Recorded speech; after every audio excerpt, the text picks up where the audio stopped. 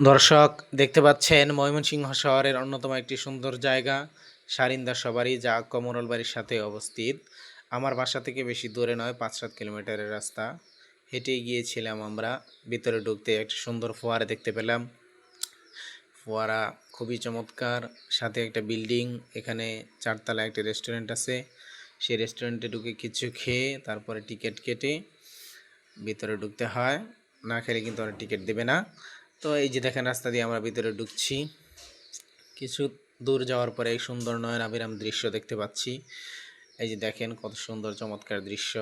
বাচ্চাদেরকে নিয়ে ঘুরতে গেলে এখানে অনেক আনন্দ ফিল করে। এই সাথে একটা অনেক প্রাকৃতিক সুন্দর দৃশ্য দেখতে পাচ্ছেন। এই যে সুন্দর একটা ফোয়ারা, ফোয়ারা দিয়ে পানি ভেসে আসছে। পানির এই সৌন্দর্য দেখতে অনেক ভালো লেগেছিল।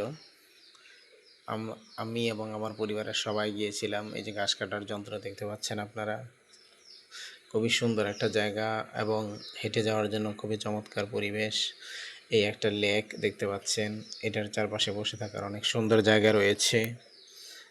মানুষজন এখানে আসে হেঁটে বেড়ায়। এই যে আমার বাচ্চা দৌড়াদৌড়ি করছে খোলা মাঠে। খুব চমৎকার ঘাসে আবৃত একটা মাঠ, যেখানে বাচ্চারা খেলে। এই যে লেকের উপর দিয়ে একটা সেতু, এটা দিয়ে মানুষ হাঁটাহাঁটি করে, মানে এখানে দাঁড়ায়, ছবি তোলে, আবার সৌন্দর্য উপভোগ করে। এখানে বসে থাকা যায়, একটু গল্প গুজব করা যায়। এটা একটা সুন্দর জায়গা, এটার সাথে আছে। এটা জায়গাটার পাশে লেক আবৃত, যার পরিবেষ্টিত চারপাশের বিভিন্ন স্থানে বসা যায়, বসে উপভোগ করা যায়, সৌন্দর্য উপভোগ করা যায়।